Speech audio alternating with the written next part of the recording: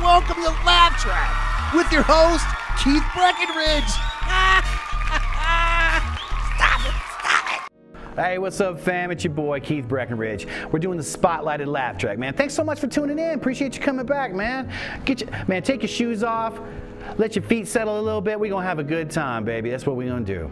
Hey, man, this is what the whole reason we're even doing this is to bring comedy to Albuquerque. All through the U.S., all through Southwest, all through ABQ. That's what we're trying to bring in. Because there is such a hole for comedy here. I don't understand why. Because there's people that really want it. Every time I do a show in any little small town, it just sells out. People love it. They can't wait to laugh because we're living in some crazy times right now, and you need to laugh, baby. I need it, and I know you need it, man. Man, we've got an incredible show today. You can't wait to meet some of the guests that I've got on. Stay for the break, man. It's your boy, Keith Breckenridge. Laugh Track. Stay tuned, baby.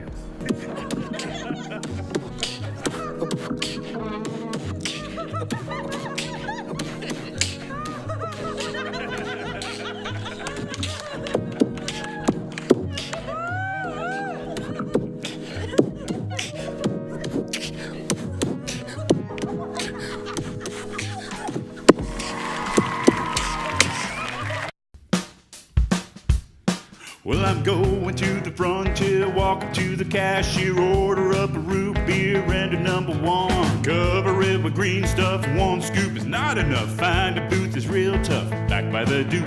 Meet my family, meet my friends in the quirkiest restaurant I have ever been.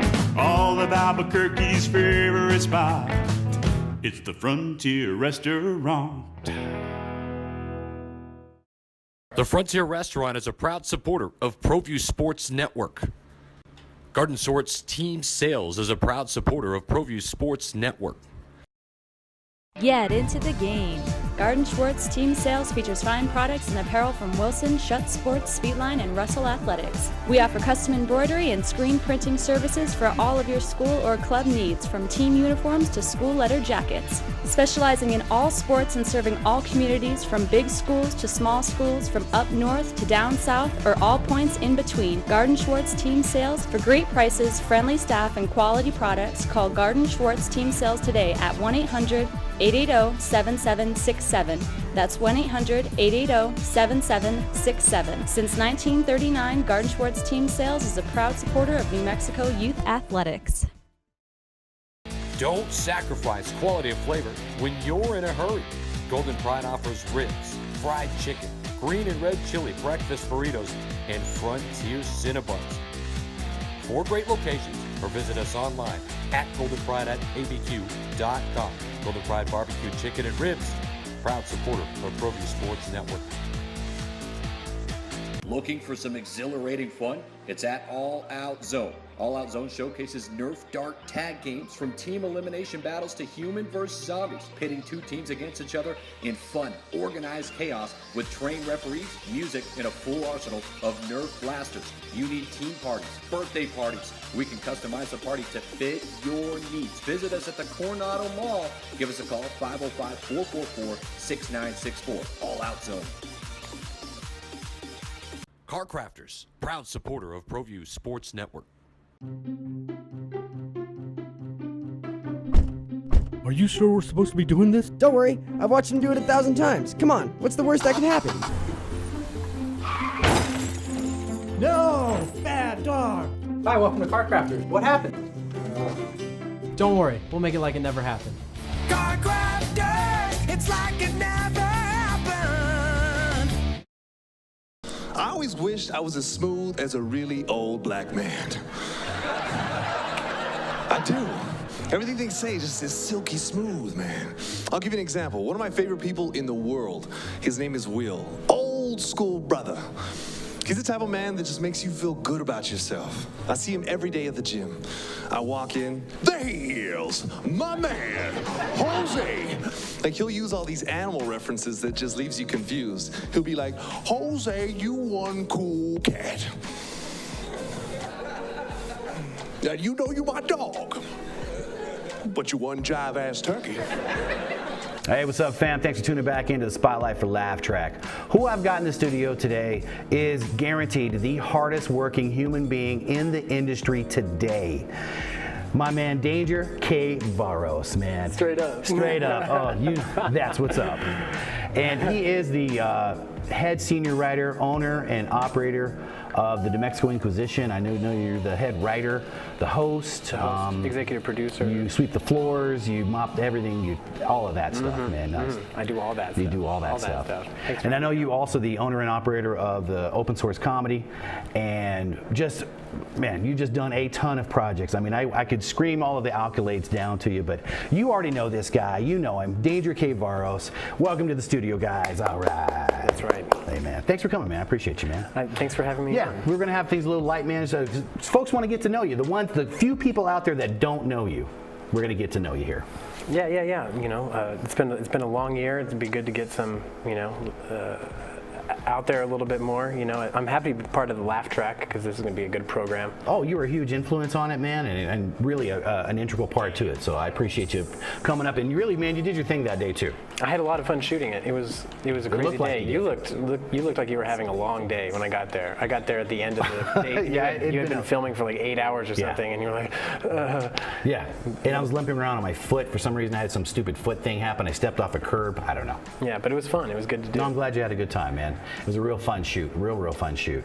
Now, I mean, you're a real sharp cat, man. I really appreciate and admire a lot of things that you do and a lot of things that you bring to the things. I know that we did Sketchy. We had a sketch comedy thing that we worked on for a little while, and then it ended up just being me and Danger, and everybody else kind of fell off. You can still watch all of our sketches. All of them are still up on the Open Source Comedy Network on YouTube. Where's that at? Open Source Comedy Network on YouTube. You just put in Open Source Comedy Network into the YouTube browser search, and it comes right up. It's got a little blue logo. It was Sketchy TV. That's what we founded together. We wanted to bring comics together and get them writing, and as you remember, that was the goal. Yeah, nobody showed up. It was very sad. But we got a lot of really good stuff shot. We did get a few really funny projects, and I thought some really good stuff. I'm extremely proud of it. I am too. And we got to share the screen a little bit, and that was pretty fun. Yeah. But ultimately what happened is we were shooting Sketchy, and I was kind of unfulfilled by it. You know, it was like writing sketch comedy, putting it on YouTube, putting it out there, boosting it. People are like, oh, great, you know, but I was like, I wanted something more. Right. And after the Democratic primaries ended, I was one of those, you know, Bernie crats pulling my hair out like, why? And oh, no, me too. Yeah. Absolutely, I was in the same thing. And I even think that there was even honestly, I'm going to feed into a little bit of conspiracy theorist, because when I went because I'm a registered Democrat, so when I went to go vote for who I was going to vote, it was going to be Hillary at the time. You know what I mean? It was going to be Bernie, I'm sorry. When I rolled in, they told me, oh, no, you're not registered. Yeah. So I think that was a real kind of a strategic thing that they did, because right about then, the DNC chair stepped down at the DNC convention because of all those leaked emails and all the stuff that was going on. And so to me, I just think that was they just really knew that the force of Bernie was going to be hitting it, because you could see the ramp ups. I mean, his stuff looked like Obama. It was huge. It was huge. That little bird landed right on his podium and looked at him right in the eyes. Oh, that was awesome. And I was still arguing with comedians out in California. They're like, well, I'm not voting for him because I paid for my college and I'm still in debt. So why would I want to let other people have free treatment? I was like, I was like, how can I help people? And I thought, I have this platform with Sketchy TV. I have this film production experience. I'm writing and, you know, performing stand-up comedy, and I'm interested in local politics. And so I brought them all together and created the New Mexico Inquisition, which is formatted off of like The Daily Show or Last Week Tonight. Right. So any fans of Colbert, Jon Stewart, John Oliver, Samantha Bee, they love the New Mexico Inquisition, especially if they want to find out about what's happening with local politics. Right. Where can they find that, man? It's on the Open Source Comedy Network. Same one. Yeah, exactly, because it was Sketchy TV, but then I changed it when I opened up the Comedy Club, which it's closed now, so don't go looking for Open Source Comedy. Jason Green and I ran it for a year, and we brought in all the comics we could from all over the country. We had people from Montreal, we had people from out of the country, we had people from California, from Seattle, Texas, everywhere, and just about all the local comics you could think of. It was an incredible space. And it was, real simple, just a small black box theater. But in order to have liquor, we had to be a private club, so we didn't advertise. And we so screwy New Mexico, liquor licenses, because there's only like 6 of them in the whole state. since 18 whatever the heck, and only them can have it, and then they've got to lease it out. It's the hokiest damn thing I've ever heard. Zoning compliance and stuff like that with your place. Like we didn't have sprinklers or proper exit signs. So when we realized it wasn't working, we opened it to the public. And we're like, well, now people are going to come rolling in. And we started advertising and putting ads in the Journal and the Alibi, and people did start coming in. Right. Every show that I was ever at or went to was packed. Yeah, but unfortunately, that's when I realized that comedy clubs sell booze to pay the bills. Right. All the money we made, even when we were packed, was just enough to give the guarantee to the comics. Right. And so we had to close the doors, and I'm focused 100% on the Inquisition now.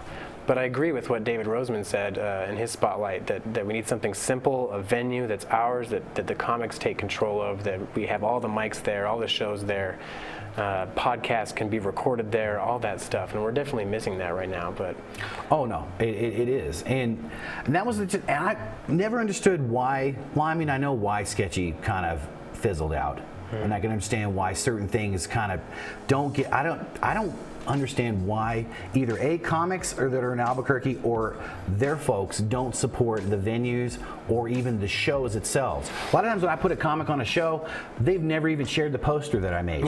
Yeah, no, and some of them are straight up against it. They don't want to do that. Like, well, I don't want to be doing that to my Facebook audience, or like I don't understand that one bit, because every time I have a show, everybody who's on my Facebook is like, enough, stop it, please don't. No, it's like a tsunami spam for me. I mean, and I hashtag the crap out of everything. But you know what occurred to me right before we closed Open Source Comedy is I was walking around outside, and the city was holding a little fair out in the streets, just down the street from where the comedy club was. Like Summerfest or something like that. Okay. And they had bands and stalls and vendors and everything, and there was nobody there. And I was thinking, like, the city is having the same problem I'm having, getting people to get off of Netflix and come and do something. Right, because they already pay for that subscription. Right. Money's tight. Sure. Defenders is coming out. Oh, I'm already in episode 8. I'm already, they're all into the Oakjaw just came out. Oh, I want to watch Oakjaw. I don't want to go anywhere until I see Oakjaw. Right. I want to laugh and cry. I don't want to, sit in a sweaty dark room for a 2-hour comedy show. I mean, some of our shows are too long. Some of our shows don't have alcohol. Right. Some of our shows are in big cavernous rooms where it's just echoing around, and you're competing for sound with a bunch of, jerks who are at a table in the back having some frat party as loud as they can. I remember the Blackbird open mic. Remember when you go in there, and when Sarah Kennedy would start the show, the Blackbird, the people that were already in the room just drinking and having fun, it's like they're in there every night. Yeah. And when the mic would start, she'd be like, okay guys, it's comedy open mic night, and people would be like, and they get angry that there was a show. They're like, and they'd start talking louder to their friends and turn their backs to you and just be like, and you'd be like trying to shout over them. But anytime you could ever get someone to turn around and be like, like, what do you say? And Eddie Stevens is always the king of that. He can get anyone to turn around. Oh yeah. And or they just can't understand him most of the time. Yeah. I love you, Eddie. I'm just kidding.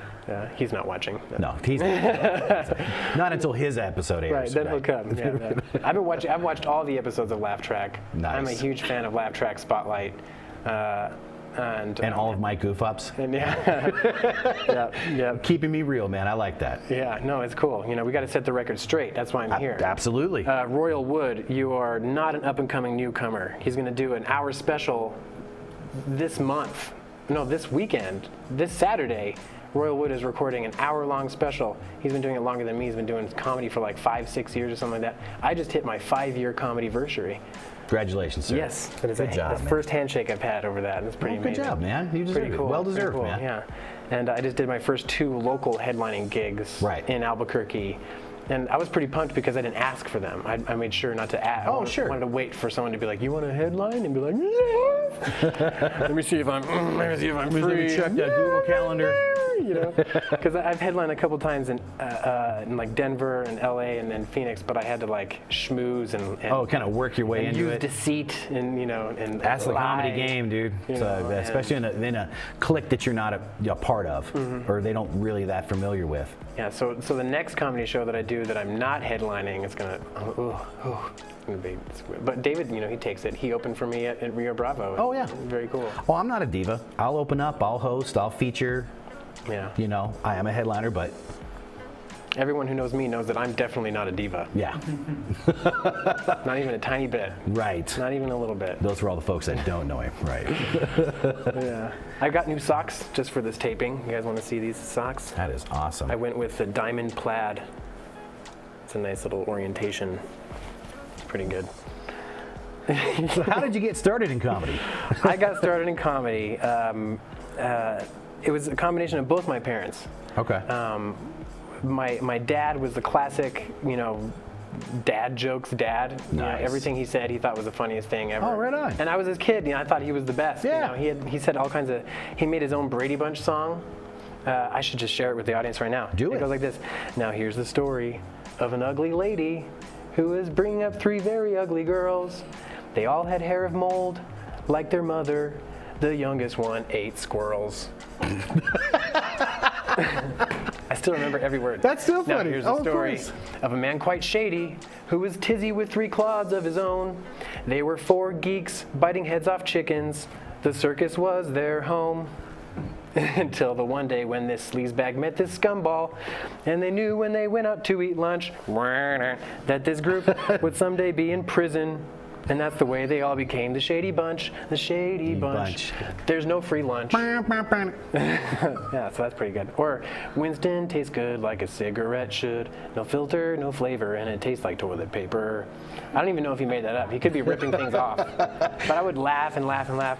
And that's good stuff, man. And then my mom would always told me since I was really little, because I was that kid who'd throw myself on the floor or fall down some stairs on purpose just to make people laugh and like, pick myself up like, was that funny? And so she'd laughed at everything I did and said, and always told me, like, you got to be a stand-up comedian someday. You're just so funny. You got to be a stand-up comic. And it's sad because now like the couple shows she's come to, she doesn't think I'm funny. She doesn't get my jokes. Oh, no. She's just it's like, that's terrible. At least your mom's honest. My mom is still like, oh, no, that's nice. That's like, no, yeah. The crazy sexual joke, that was super funny, Dad. Yeah. So, it's a combination of both of them that I started doing this, really. I used to play hardcore rock music, and then I stopped when I got involved in film production, and I didn't go on stage for a few years, and I missed it so much. And so then I decided just to try it out, and I was walking downtown, and I passed this poster of Matt Peterson, and he was doing a show, and I was like, there's a stand-up comedian in town. Yeah, That's shout what out he to looks Matt like. Peterson. Yeah, and my comedy headshot is modeled after that headshot of Matt. That's him giving the... Yep, that's it. That's the look. Oh, that's the Peterson look. Yeah, Nice. and so, and then I was at Joe Carrera's once, hanging out with some rock and roll buddies, and they were like, hey, one of the comedians in town is right next door at Terrene Hookah. Oh, the Terrene Hookah Lounge. Yeah, he's That's got headphones on. He's in there all the time listening to rap music. Go check Rusty. him out. Yeah, and I went in there, and there was Rusty, just like they said, sitting by himself with some headphones on, writing something down. I figured he was like, he looked like Eminem, like writing down like jokes, but he was writing down comedy. And I went and sat down next to him, and he booked me on his next competition. And I went and showed up, and I brought like 1 million of my friends. And I won because it's a bringer show. Yeah. And I remember the 2 Sarahs, Sarah Mowry and Sarah Kennedy, were in the front row. And I went straight for that shock, vulgar stuff, my first performance. And they sat there in the front row and just like... Judging. No to you. No, sir. And the next couple of years were a journey. I kind of started following Jason Green around, trying to learn how to be funnier. And I think it worked a little bit. Oh, I think hanging around Jason, you're definitely going to pick up. Yeah, I think he's the funniest comedian in town. I think he's great. Yeah, no, he is. As far as like hardworking comics, how do you really gauge that? Because there's Kevin Baca who puts on all the open mics. Sure. There's people like Royal and Jason who go to all the open mics, right? And then there's people like Jason who writes new material all the time. I've almost never seen him do the same set twice. And you won't. You won't ever see him do that. And so, in my opinion, I started figuring out, well, what is the best? How do you become the hardest working comic? And I think that's a bar that I like. It's constantly coming up with new material. Sure. So I try not to tell the same jokes over and over again at the mic, which means that I bomb a lot at mics because I'm always trying new stuff. Well, and a lot of people use mics for different things, either to reshape a joke, reform a joke, right? Kind of keep that because they're trying to work a certain set, and then from there you can improv and do different things and be able to plug. And you always want to try new stuff. Yeah, I'm gonna be trying to use mics for the next few weeks because I have a 7-day straight stretch of shows lined up in Denver. And I'm going to be hitting open mics and shows for a week solid. Really able to work out a whole new set. I want to make sure that because I was just there last year and I don't want to tell any of the same jokes. Sure. Because you don't want to have that reputation where people get, because I think honestly, from a lot of my friends that I used to bring to comedy shows but refuse to go to comedy shows now, it's because they're tired of hearing the same jokes over and over and over again. They're like, oh, I love that guy. He's so funny. I wanted to write new stuff. Come on, Right. And but those people are out there. I went to Amy Schumer at the 66 Casino. Yeah. There was 50 million people out there. The place was packed with people rowdy, ready for comedy. Yep. And when the show was on, they all shut up and they watched and they laughed. And I was like, I'm going to open a comedy club.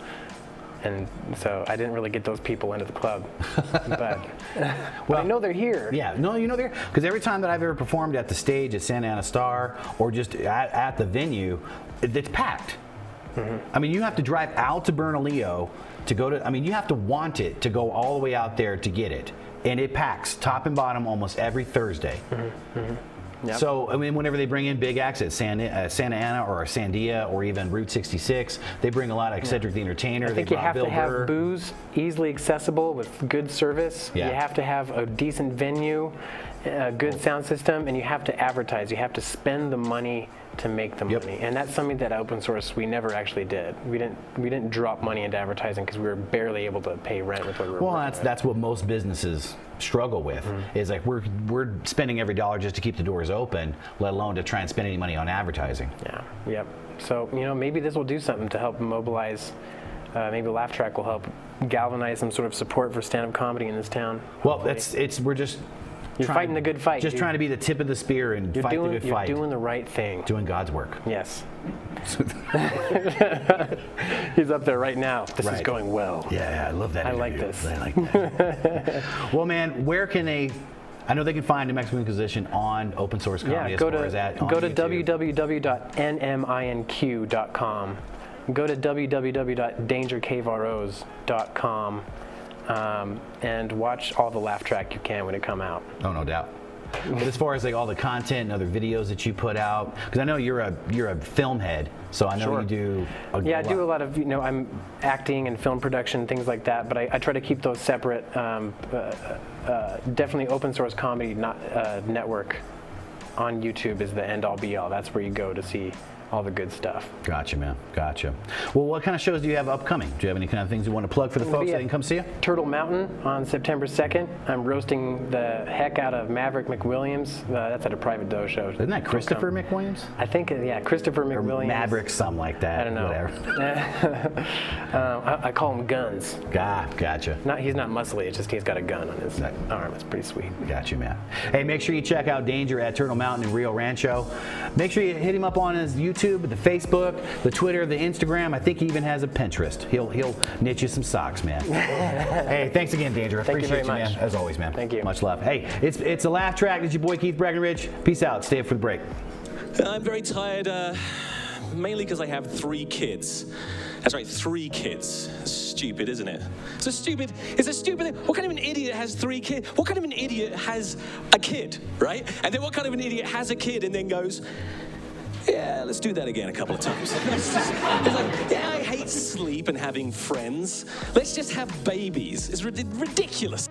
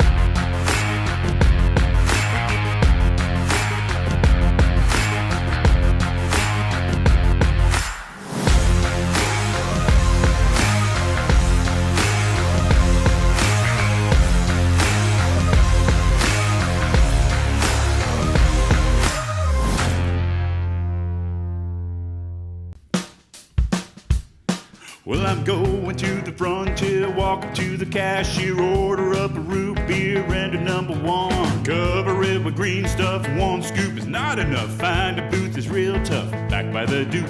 Meet my family, meet my friends in the quirkiest restaurant I have ever been. All of Albuquerque's favorite spot, it's the Frontier Restaurant. The Frontier Restaurant is a proud supporter of Proview Sports Network. Garden Sort's Team Sales is a proud supporter of Proview Sports Network. Get into the game.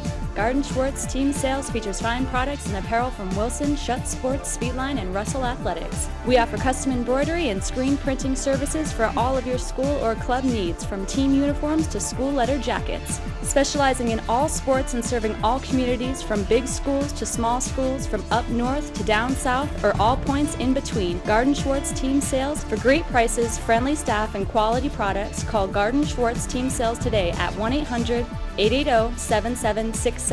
That's 1-800-880-7767. Since 1939, Garden Schwartz Team Sales is a proud supporter of New Mexico youth athletics. Don't sacrifice quality of flavor when you're in a hurry. Golden Pride offers ribs, fried chicken, green and red chili breakfast burritos, and Frontier Cinnabons. 4 great locations, or visit us online at goldenpride@abq.com. Golden Pride Barbecue Chicken and Ribs, proud supporter of Proview Sports Network. Hey, welcome back, fam. Thanks so much for tuning back in. I know we've got some incredible comedians, but we also have an outstanding musical repertoire. We have such a staple of musical acts. Scroll that, baby.